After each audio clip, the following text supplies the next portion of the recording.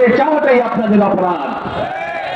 আজকে যারা বাংলাদেশের তেল থেকে প্রায় 1.5 লক্ষ কোটি টাকা লুটপাট করে ফিলিস্তিন এনজয়দায় পরিণত হয়েছে, তাদের বিরুদ্ধে কোনো বিচার হয় না।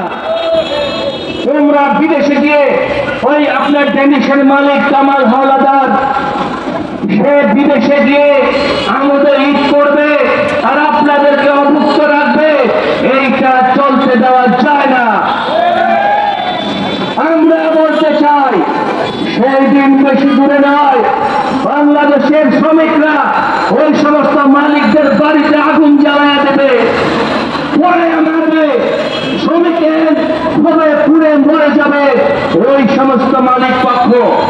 আজকে এই অবস্থা থেকে আমাদের শিক্ষাটা কি? আমাদের শিক্ষাটা হলো বিচার আদায় করতে হবে। অনেক ভাইরা ভালো মতো ঈদ করতে পারে, সংসারটা চালাইতে পারে। মাননীয় প্রধানমন্ত্রী, আমি জানি আমাদের দেশের অবস্থাটা এমন জায়গায় গিয়ে দাঁড়িয়েছে, আমাদের শ্রম মন্ত্রণালয়, আমাদের শ্রম আদালত শুধু জগন্নাথে পরিণত হয়েছে। রক্ত দিয়ে আমরা এমন দেশ পেয়েছি যে দেশে বিচার নাই।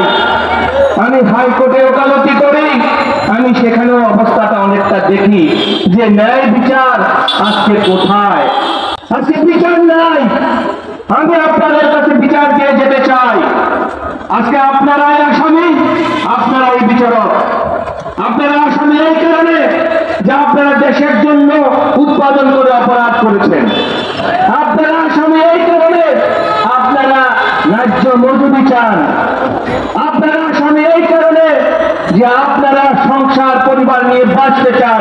বাঁচতে চাওয়াটাই আপনাদের অপরাধ।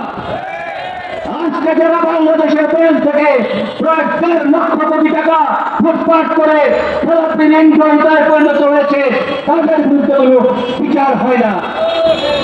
তোমরা বিদেশে গিয়ে ওই আপনার ডেনিশের মালিক কামাল হাওলাদার, সে বিদেশে গিয়ে আমাদের ঈদ করবে আর আপনাদেরকে অভুক্ত রাখবে, এইটা চলতে দেওয়া যায় না। আমরা বলতে চাই সেই দিন বেশি দূরে নয়, বাংলাদেশের শ্রমিকরা ওই সমস্ত মালিকদের বাড়িতে আগুন জ্বালায়া দেবে, পরে মারবে, শ্রমিকের ভাবে পুড়ে মরে যাবে ওই সমস্ত মালিক পক্ষ। আজকে এই অবস্থা থেকে আমাদের শিক্ষাটা কি? আমাদের শিক্ষাটা হলো বিচার আদায় করতে হবে। প্রচলিত পন্থায় বিচার আদায় করা যাবে না, জনতার শক্তিতে বিচার আদায় করতে হবে। সকল রাজনৈতিক দলের ভিডিও পেতে এবং এই সমাজে নির্যাতন এবং নিপীড়নের শিকার এই সকল ভিডিও আপলোড করা হয় এইচএন টিভি নিউজে। এই ভিডিওটি ভালো লাগলে অবশ্যই আপনারা আপনাদের বন্ধুদের সাথে শেয়ার করতে ভুলবেন না। আর এইচএন টিভি নিউজ এই ইউটিউব চ্যানেলটি অবশ্যই সাবস্ক্রাইব করে আপনাদের পাশেই থাকার সুযোগ করে দেবেন।